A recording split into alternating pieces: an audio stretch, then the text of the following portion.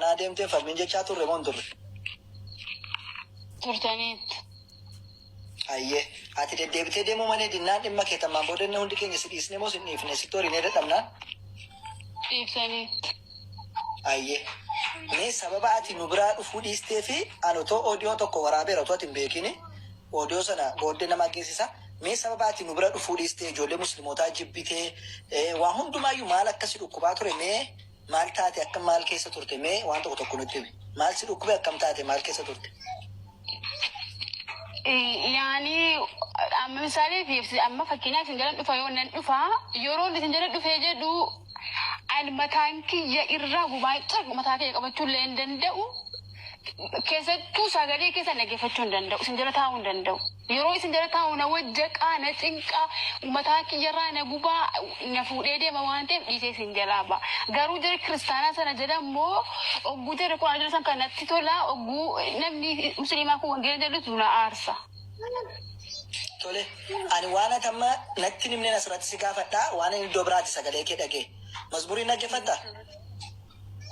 Dhaggeeffadhaa akka jaabaatti Sirba si dhaggeeffata. Quraana yeroo bantu moon cufta yeroo namni sitti banu achiiti. Hin danda'u quraana hin danda'u abadiin quraana hin danda'u quraanni yoo mana keessatti madaamiin gadhiiste iyyuu dhiisee amma isin cuftu ta'etti iyya. Ishi dhukkuba maal akkasii dhukkubee dubbachuu dandeessaa rakkoo qabaa jechuun waan si qunname an dhageera waraabessa sagalee nan qabaa maal akka jechuun yeroo maaltus akkasii wasaa ture dubbachuu dandeessa moo akkam?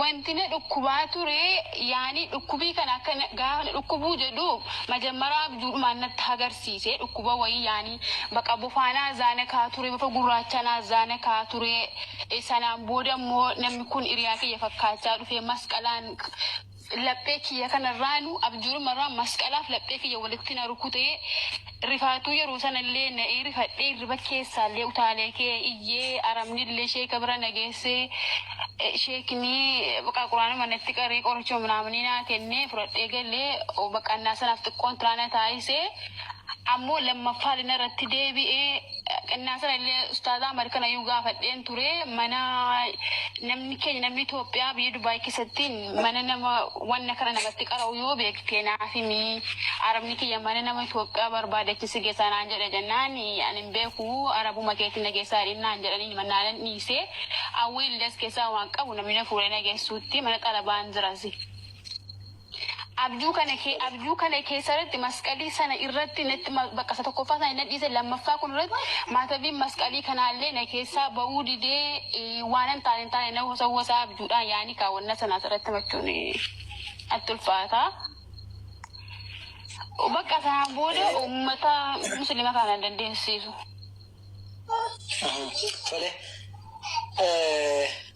Akka yeroo sana masqalii wayisitti rukutamee naan abjuudhaan naatee utaaltee kaatee iyyitee mana akkasi geessanii achiiti mana yaa achi quraana sitti qaraamee deebi'ee san booda kophaa kee akka namaa sitti fakkaatee waliin haasaa turte moo turre? Nama lama wajjin haasaa ture. Nama lama wajjin haasaa nama lama tullee natti dhufee sana raffisaa bakka yeroon isin bira dhufee jirullee dhufanii addalaan na baasaniis na sobsiisu anillee bakka akkuma namaatiin natti dubbatu anillee nama musliima nama kana jala deemuurra jira kana wajjin haasa'uun filadha bakka. Ayyee tole isa waa'ee kaanii ani sagalee waraabeera ishi waa'ee kaanii himachuun soraadha jette sagalee wayii ani to'atti hin beekii waraabeera yoo dhageesse booddee rakkoon qabu. Ayyee egaa otoo sagalee wayii isin hin dhageessin uummata yaa jamaa turte obboleettiin keenya kun nu jala baay'een teessuun yeroo nun asii marii goonu isheen jara bira oolti lakkiin dhiiqiinii xuruu miti beekumsas irrataa ganaa barachuu qabda waa baay'ee ishee gorsaadhaa turre dhiisi jennee jechuudha. Lakkii jettee yeroo meeqa ustaazna awwalis natti fakkaata ustaaz Ahmedis ture anis itti dubbadhee gaafni qanii meeqa yaadattootaa asitti dhufee ori'ee lammata mucaa sana kalaasan gama kooti waan tokkoon jedhu dhimma ishii ta'ee isinitti dubbadheen jira. Gorsaas jedheen ture.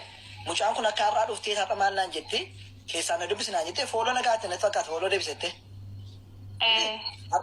Fooloo godhanii keessaan bilbila kennaa kennitti kenneefi waan akkasii natti himte jennaan indahuu borittiin qaxareen ture. Wanti sun akka tasaa jijjiirame isinitti nama ishee buusee keetaniini. Innaa waa'ee ishee waan hunda natti himte jechuudha.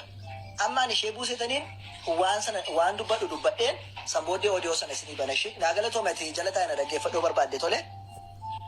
Ayyee.